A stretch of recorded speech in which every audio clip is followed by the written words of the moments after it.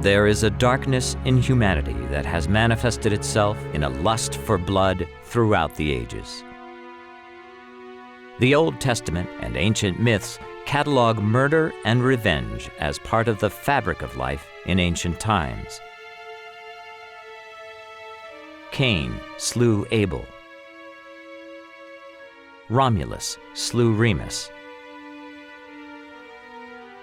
Unleashing the beast within is a possibility for all of us. The decision to kill from passion or premeditation has often defined our world, past, present, and future. Wars have terrorized entire populations for thousands of years. The American West was home to ruthless killers who were idolized in fiction and folklore. Evil evolved to a hideous new form with the genocidal dictators of the 20th century, such as Hitler, Stalin, and Mao Zedong, who ordered the death of tens of millions. But in the middle of the 20th century, a new and chilling phenomenon emerged in post-war Western society: the serial killer. As if fashioned from our nightmares, they terrify and fascinate us. Lurking behind masks of bland normality, they often evade capture for years, decades, or eternity. They are America's serial killers. We killed her. We dumped her body off, and that was it.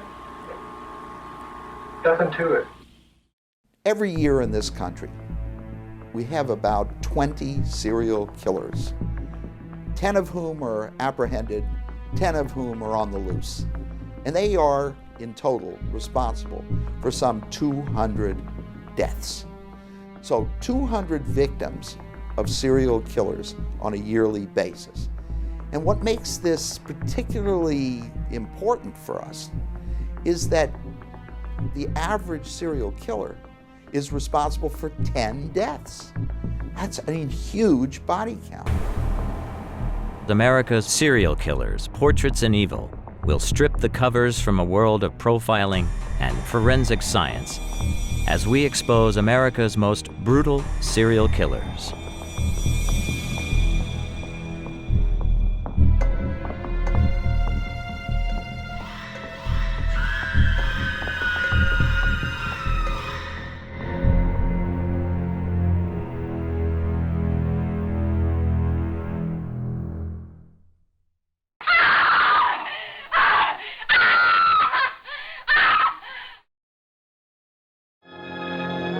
Murders being committed in our midst. Police inadequate. We intend offering a substantial reward to anyone, citizen or otherwise, who shall give information bringing the murderer or murderers to justice.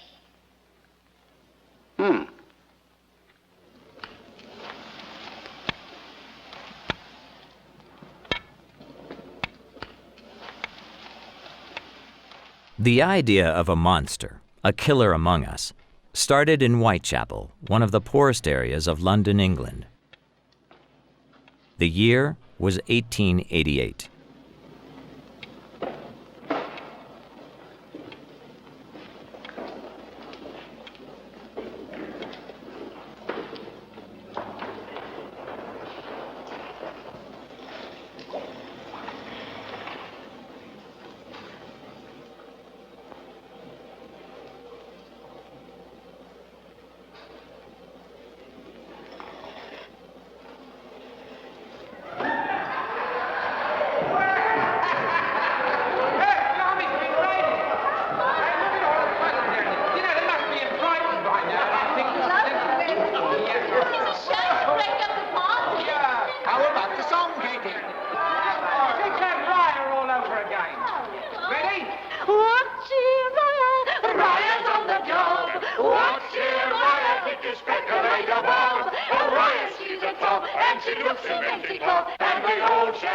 Here we see the victims: lower-class women, prostitutes.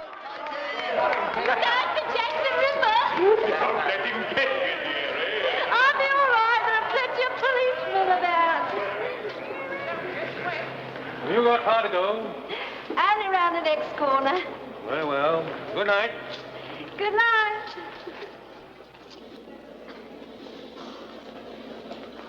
Good night, Katie.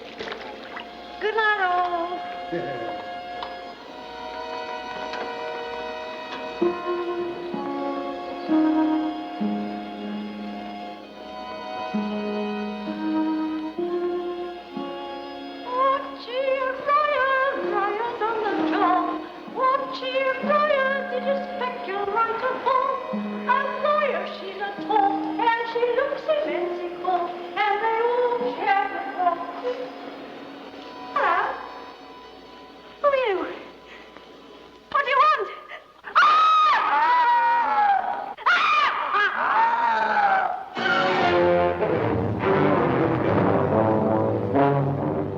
Not only were these women murdered, their bodies were mutilated.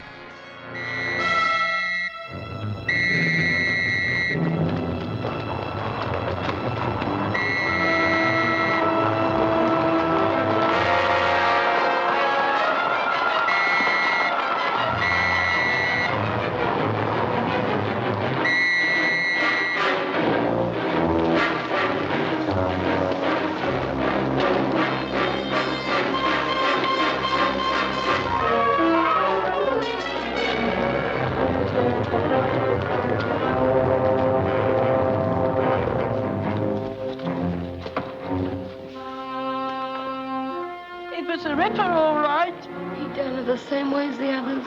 They only just found her. Isn't it awful what's happening? It's hardly more than a week since the last. I saw him. I saw the Ripper. He ran down the other end. It must be him. Did you see his face? No, not in the dark. Like a shadow he was. He's the fourth he's done round here. Right in the streets. Under your very noses.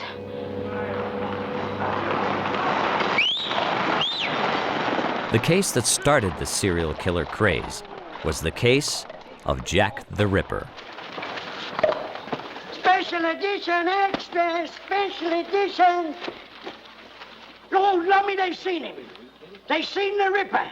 Murder in Whitechapel. Murder. The Ripper's been seen. Read about it. Whitechapel murder. Read about it. Read about it. Read all about it. Murder in Whitechapel. Check the Ripper still at large. Read all about it. Murder in Whitechapel. Check the Ripper still at large. Boy, paper. Check the Ripper still at large. Read all about it. Hey, boy. Paper. Murder in Whitechapel. Check the Ripper still at large. Well, there's a few things about Jack the Ripper that I think made it become such a big deal. I think, first of all, you have a big city.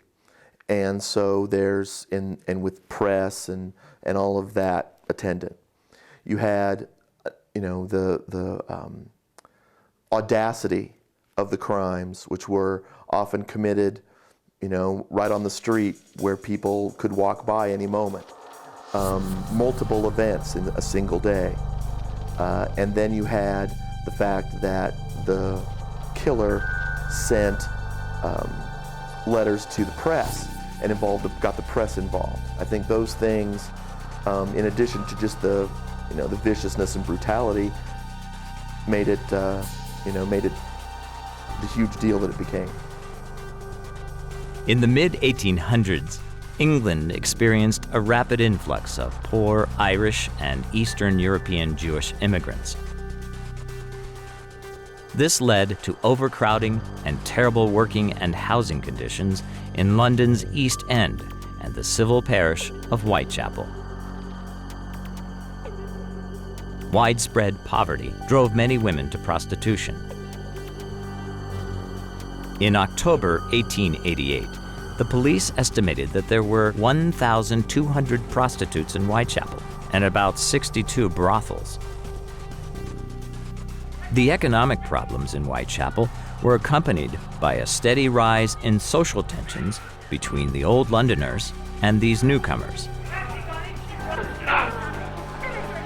In April of 1888, police began investigating a series of murders and violent attacks on women. A series of brutal attacks that lasted until February of 1891. Known collectively as the Whitechapel murders, there were 11 in all, of which 5 are universally accepted as the work of a single serial killer, called, since those dark days, only as Jack the Ripper. The Jack the Ripper killings began on Friday, August 31st, 1888, when police discovered the slashed body of Mary Ann Nichols. She was 43 years old. Nicknamed Polly, Mary Ann Nichols had fallen on hard times. She drank heavily, abandoned her family, and turned to prostitution in order to make enough money to pay for a room to sleep in. At 3:40 in the morning, London police stumbled upon Nichols' body. A maniac had sliced her throat and made deep gashes in her abdomen and womb. The police force, and soon all London, were agog at the brutality of the murder. A murder that went beyond simple killing. A murder of rage and lust. The only hope was that this would be the single act of a madman. That hope was dashed 9 days later when the killer struck again. His victim this time was 47-year-old Annie Chapman, also known as Dark Annie. A penniless prostitute, Annie Chapman roamed London's East End and Whitechapel, looking for the few shillings that would get her a room for the night. Early on the morning of September 8th, Annie was thrown out of her lodgings until she came up with the money to pay. A few hours later, she was discovered by police at 29 Hanbury Street, her throat slashed and her body mutilated, the same as Mary Ann Nichols.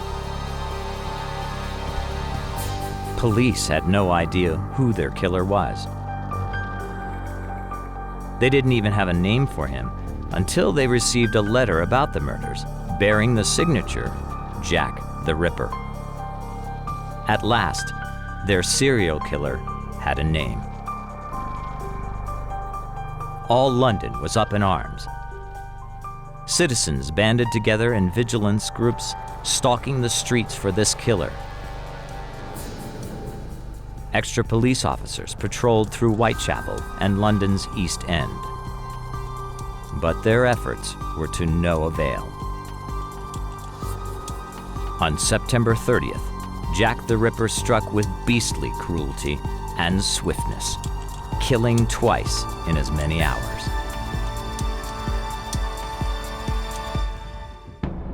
The Ripper's first victim that foggy night was Elizabeth Stride.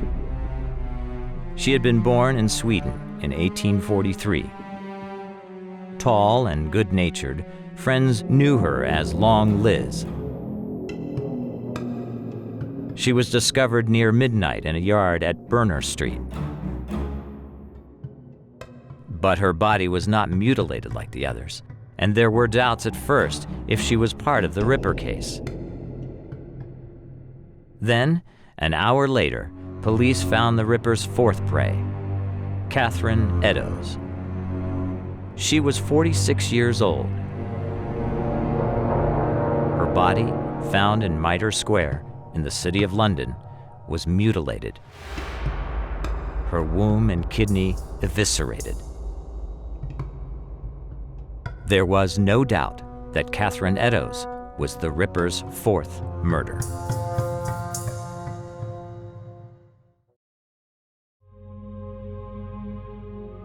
By now, the streets of Whitechapel were deserted. Prostitutes stayed indoors. No one dared venture out, especially certain women. The first 4 of Jack's victims had similar backgrounds. They were close in age, in their middle 40s. They had all been married or lived in long-term relationships. 3 had children. All of them worked as prostitutes, either for a living or occasionally. As a result, London police and citizens could see the work of Jack the Ripper, a serial killer of middle-aged prostitutes. But Jack's last victim did not fit the profile.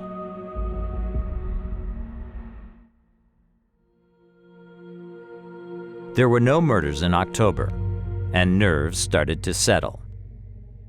Women ventured out. Their customers came after them. Everyone thought that perhaps the Ripper had moved on, or even stopped his vicious attacks. But there was one left. Mary Jane Kelly was a beautiful 24-year-old Irish woman from County Limerick. She had been married, but her husband died. They had no children. Young and good-looking, when Mary turned to prostitution to pay her bills, she had no shortage of lovers who gave her extra money. But the long month of October had been hard with no work, and Mary had bills to pay. At 10:45 on the morning of November 9th, her landlord's assistant stopped by the single room Mary rented at 13 Miller's Court to ask for rent. When he looked inside through the broken window, the gory scene that met his eyes was overwhelming. Mary's body had been brutally mutilated. Police, hardened with the squalor of the East End, had to turn away or walk out of the room. In fact, Mary's body was so badly mangled that her current lover, Joe Barnett, could only identify her by the color of her hair and eyes.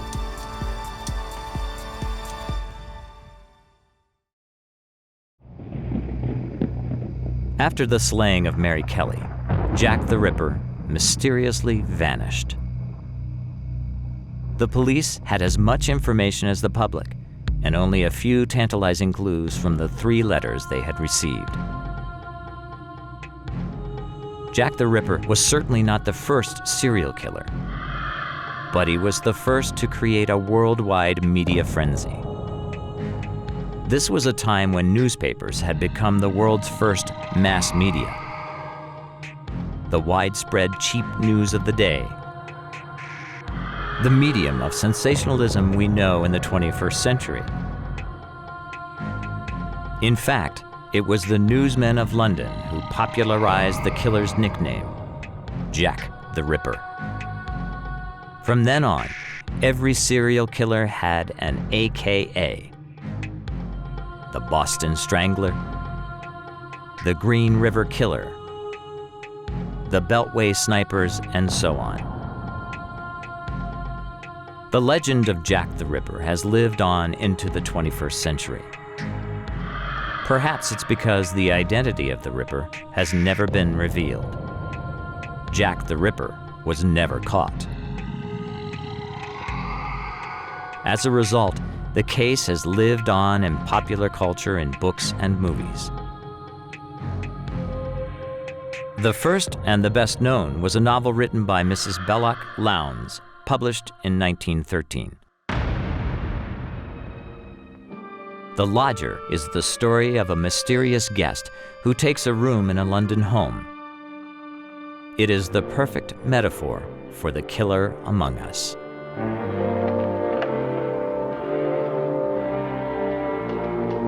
In the 1944 movie version of The Lodger, the audience gets a close look at the murderer. Metaphorically speaking, he is nameless and takes the name of the street sign, Slade. Murder in Whitechapel! Whitechapel. Read all about it. Murder in Whitechapel. Thank you, Captain.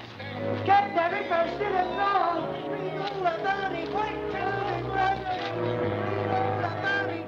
Note that he carries only a black bag, the same kind of bag carried by a doctor containing his surgical tools. Amazing. Another murder in the same district committed the same way. Throat cut from behind. Extraordinary. You have rooms to let?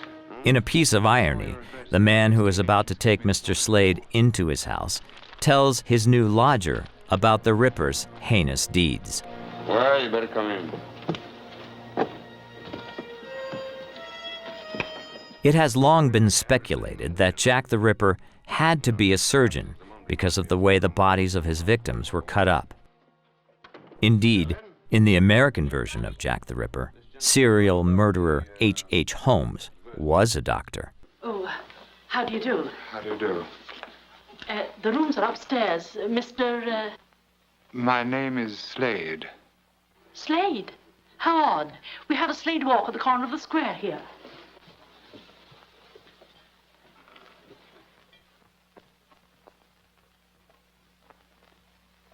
Now, if you'll come this way.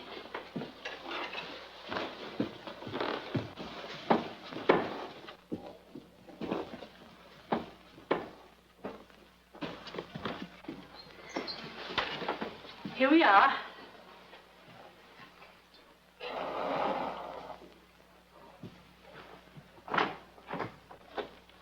My Aunt Sophie occupied this part of the house before she died. Here, Mr. Slade, a.k.a. Jack the Ripper, is offered a room covered with paintings of actresses. This is the bedroom. These are the only rooms you have? I'm afraid so. They're in the attics, of course. Attics? Might I see them? In the movie, the word actresses is a euphemism for prostitutes. In reality, all of Jack's victims were prostitutes. Those are old-time actresses. Quaint, aren't they?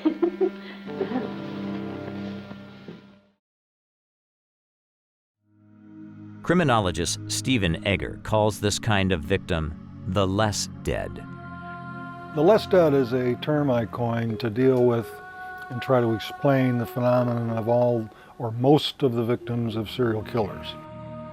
According to a database that my wife and I have developed, at least 75% of the victims we can find within the last 105, 110 years would classify as less dead. And by less dead, they were less alive. In other words, they're marginalized people of society. They're throwaways.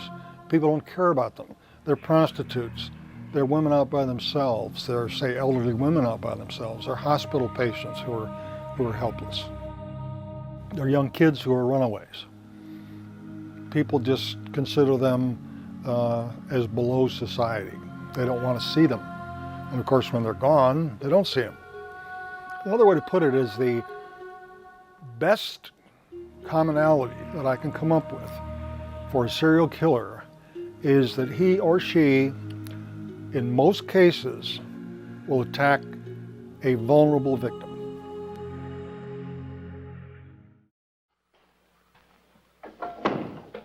Tension in the movie builds as Mr. Slade discovers his landlords have a lovely daughter. A daughter who is an actress. You look very smart. You don't look half bad yourself, my dear. Are you ready for it? I'd better be. It's my big night.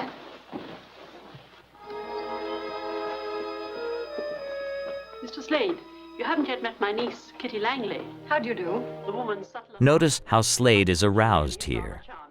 Are you coming to the theater, too? I have a pass here if you can use it. No, I'm afraid I have work that I must do. Then you won't be in to dinner, sir. No, I may be out late, quite late, until the early hours of the morning. I warned you of my irregular habits. By walking the lonely city streets at night, Slade is portrayed as separate from the rest of humanity, alone, isolated. I enjoy the streets at night, when they're empty. You mean you just walk about? Sometimes. Sometimes I go down to the Thames. I like the river. I do too, on a sunny day. I like it in a different way. Have you ever held your face close to the water and let it wash against your hands as you look down into it? Deep water is dark and restful and full of peace. But here, we see that he wrestles with his sins. I mustn't delay you. I hope your debut is successful. Thank you. Why don't you go out by the front door? I prefer the back door. I always use it. Good night.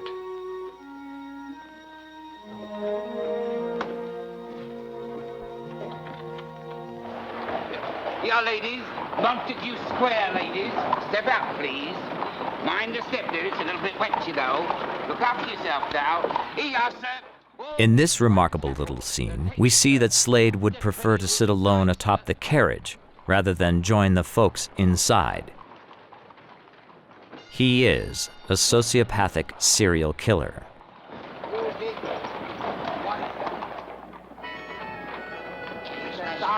Evening Standard, Echo, shoppers on the watch at White House. Evening Standard, Echo, shoppers on Cotton. Evening Standard. Some serial killers are what I would call sociopaths, or what in psychiatric jargon is called antisocial personality disorder. And that typically means someone who lacks insight, lacks remorse, empathy for the victim. Someone who is diagnosed as a psychopath is typically someone who is not troubled by the murder, or at least on the face of it, doesn't appear to be troubled by the murder. Mr. Slade, he's going out very early this morning. There have been many theories why Jack the Ripper killed as he did. I beg your pardon. Here in the movie, Scotland Yard lays out a few right in front of the Ripper. I just came down to get the paper. Oh, Mr. Warwick, this is Mr. Slade. How do you know? Mr. Warwick's from Scotland Yard. He's engaged on the Ripper case. My men are hanging around trying to get a look at Miss Langley. Your opening performance went well. Tremendously well. We had royalty there. That must have been very gratifying. When are you coming to see the show? Mr. Slade doesn't care for the theater, dear. Oh, but why not? I must insist on you coming some evening very soon. Haven't you enough men at your feet already? I didn't intend to intrude. If I could have a paper... Oh, they've seen the Ripper again? I don't think you'll ever catch him. Why not? Whitechapel is swarming with police, and yet you haven't come near laying a hand on him. You don't know any more about him now than you did in the beginning. Well, we have our theories, though. Theories? The favorite one is that he's a maniac and kills at random. Do you think that? No, I don't. Well, he's a bit of a back alley specialist, if you ask me. He never goes after women unless they're alone and undefended. Some of us are inclined to believe that he has a grudge against a particular woman, and when he finds her, then the murders will cease. Do you believe that? What is your theory about him, then? Well, if you'd care to come to Scotland Yard sometime, I'd be very happy to explain it to you. If my ideas are right, I'll make Jack the Ripper's own fingers tie the noose that'll hang him. Well, I know what you mean by that. There's a new clue here. Ripper, man with bag wanted. Yes, they're very excited about that. If you'll excuse me, I have some things to do. I've read a few books on Jack the Ripper and a number of theories as to who committed the crimes. It's always interesting to me that people propose, members of the royalty or very well-known figures. I think it's probably most likely that the person who committed the crimes is somebody that nobody's mentioned, that wasn't a prominent individual, that was just a person who did his crimes and either moved on or was perhaps, there's theories that he was perhaps incarcerated or was ill. Maybe he just felt the heat was too hot and he moved somewhere else. The next killing is about to take place. Plenty of cops about tonight, ain't they? Yes, I've never seen so many. Yield not to temptation, for yielding is sin. Each victory will help you some other to win. Fight manfully onward, dark passions subdue. Thanks for lending me this. I see you bring it back, that's all. I will. First thing. Good night. Good night, Wiggy.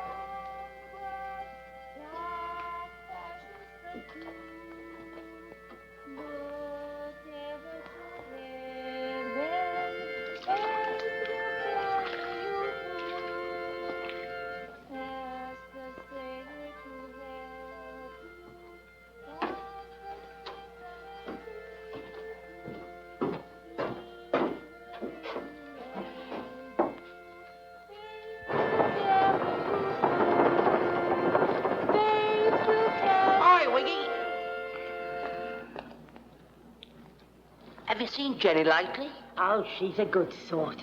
She lent me this. She just went in.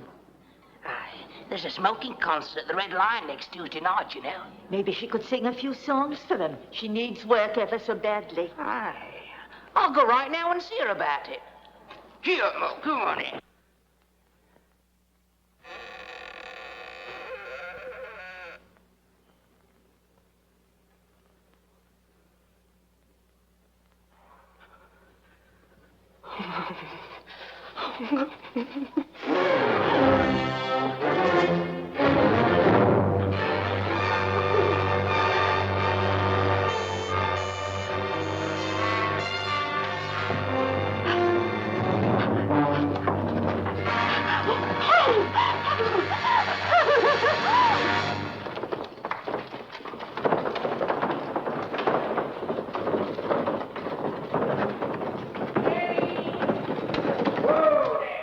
Jenny!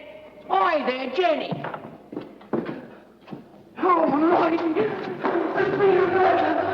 Please! Please, for the love of Mike, please!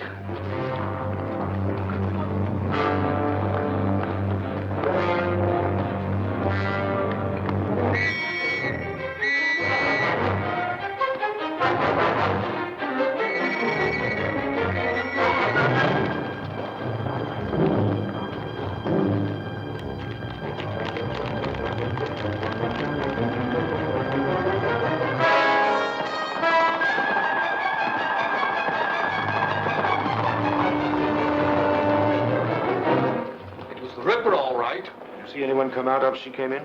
Nobody came out, sir. They must still be about. All the cordon round here. Stand men shoulder to shoulder. Don't let anyone pass. Search these buildings.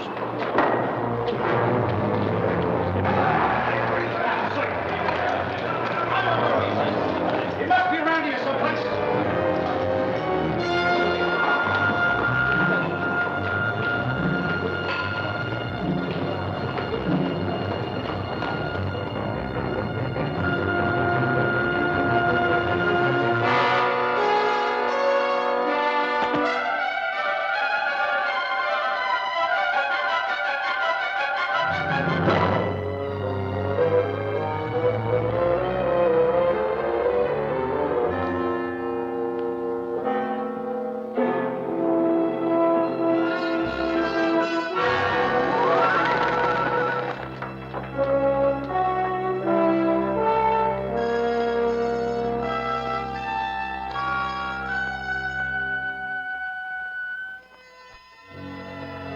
They don't seem to find him.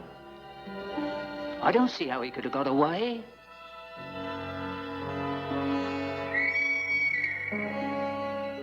That's the other side of Whitechapel. The Ripper's got away.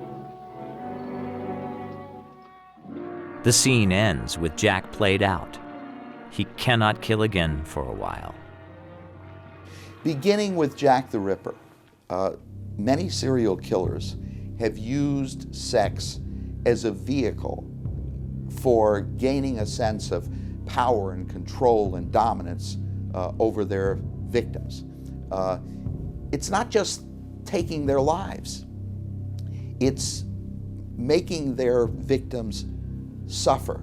They maximize the pain. And it's not enough to view the pain and suffering of their victims. They personally are responsible for it. And that gives them a sense of superiority. The more their poor victims scream and beg for mercy, the better they feel about themselves. And that's part of the motivation of a serial killer. Sex is the medium through which they feel great accomplishments. What you and I might see as dastardly, as hideous, as grotesque, these serial killers see as their greatest achievements in life.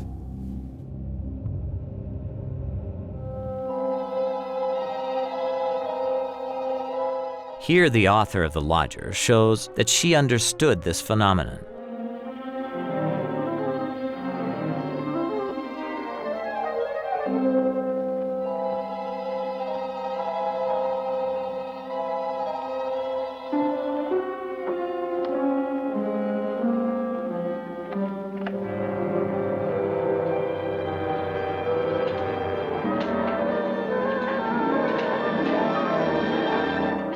What are you doing?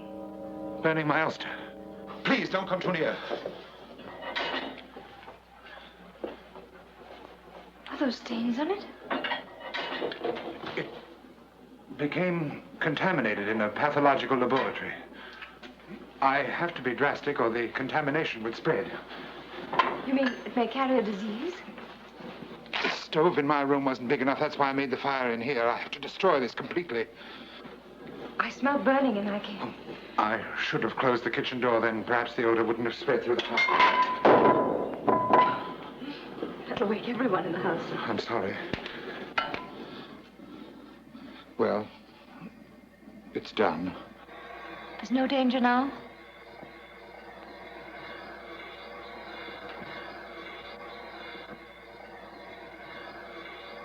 No. You thought about the risk to us. But what about yourself? I'll be all right. You sure?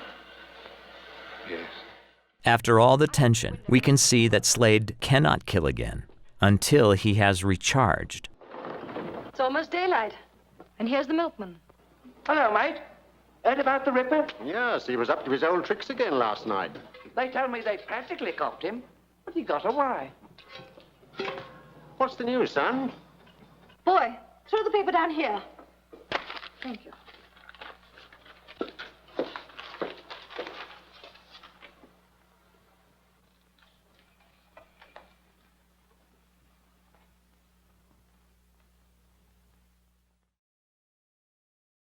A moment, he might have had his hands on her. Did Kitty realize what was happening? At last in the movie, the couple begins to suspect their boarder, Mr. Slade, is the Ripper. It's an accumulation of little things, one on top of the other.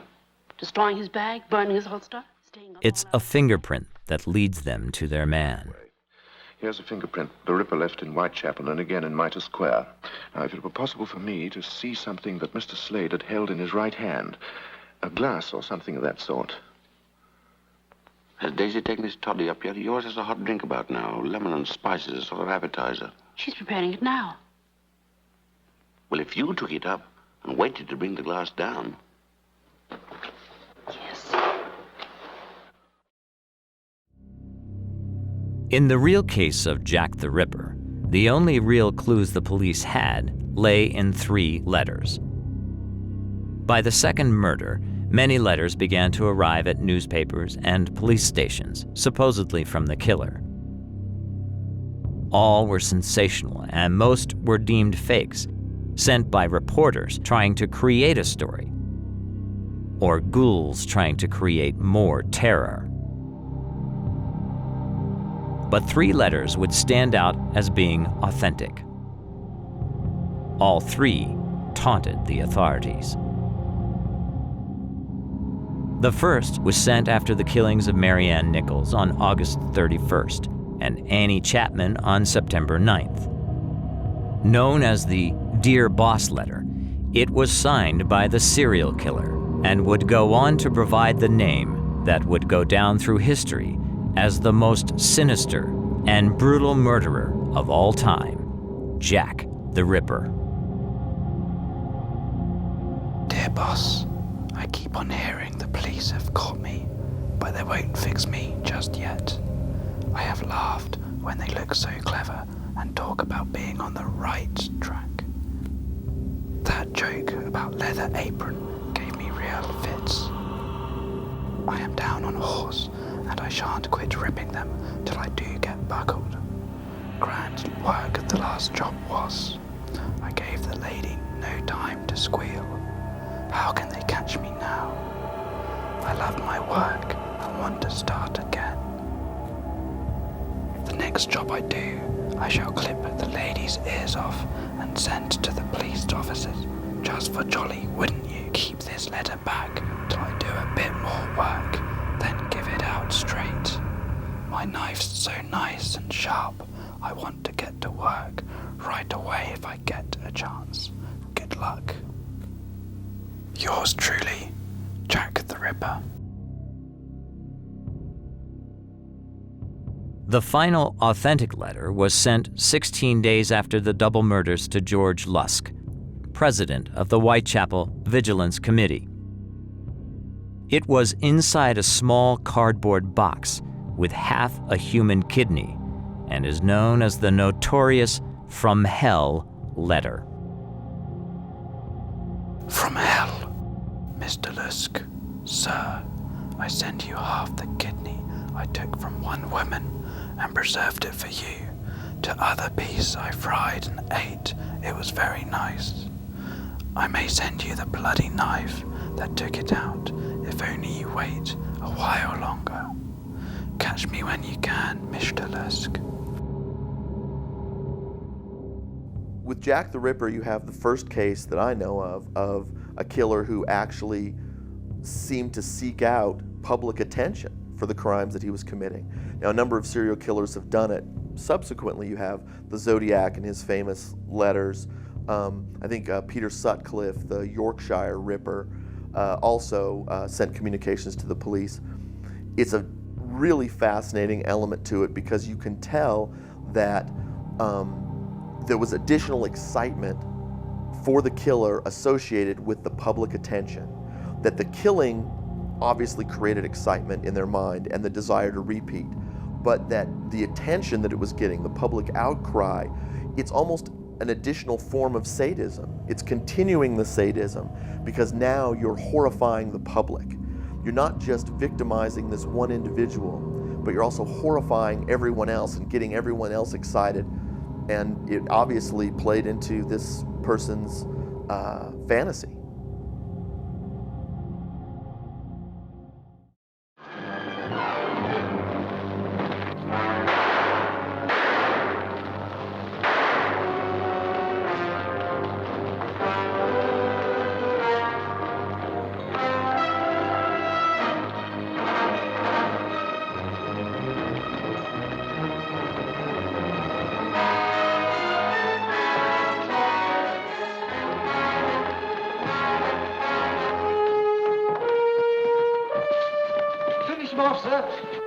Take him alive. I know how to tackle him. Watch out for his knife. He'll cut you to pieces.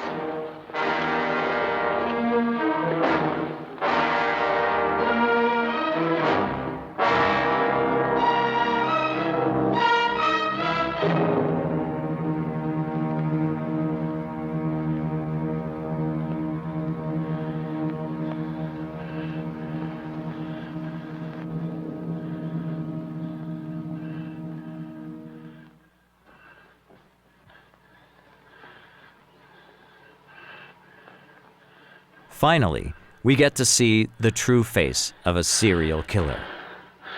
Look into his dark soul.